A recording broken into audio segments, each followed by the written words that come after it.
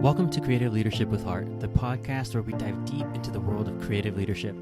I'm your host, Rico Nasol. Join me as we explore the impact of heart-centered leadership in today's creative and design organizations.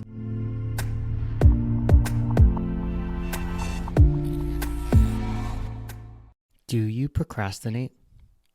Are you secretly proud of how much you procrastinate? I used to be. I never studied in high school. I didn't read the books I was supposed to. I didn't do all the homework that I was supposed to, or when I was supposed to do it, but I still graduated with a decent GPA.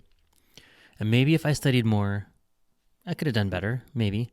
But I was the type that turned in their first draft as my final draft, usually writing it the night before it was due. That was me. I'm not proud of it now, but often back then I wore it as a badge of honor. But really, what it was my imposter syndrome starting to peek through and my low self-worth starting to come through.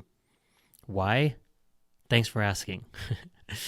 What I didn't realize is that there was something deeper to my procrastination. By waiting until the very last minute to do things, if I got a bad grade, I had an excuse.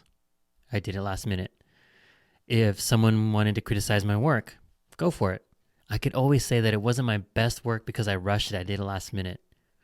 I was building in excuses for myself so I wouldn't have to put my whole self out there. And I'm a creative, and putting my whole self out there is like being exposed, right? And if someone didn't like my work, it's okay. I had a way to protect my fragile ego because I waited last minute to do things. Does this sound familiar?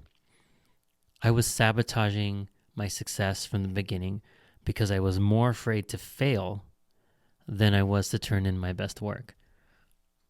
How does that sound? I was more afraid of failing than turning in my best work, because if I turned in my best work and someone didn't like it, that means they didn't like me, which now I know better. But where are you sabotaging yourself and holding yourself back? What are you gaining by doing that? I wasn't gaining anything.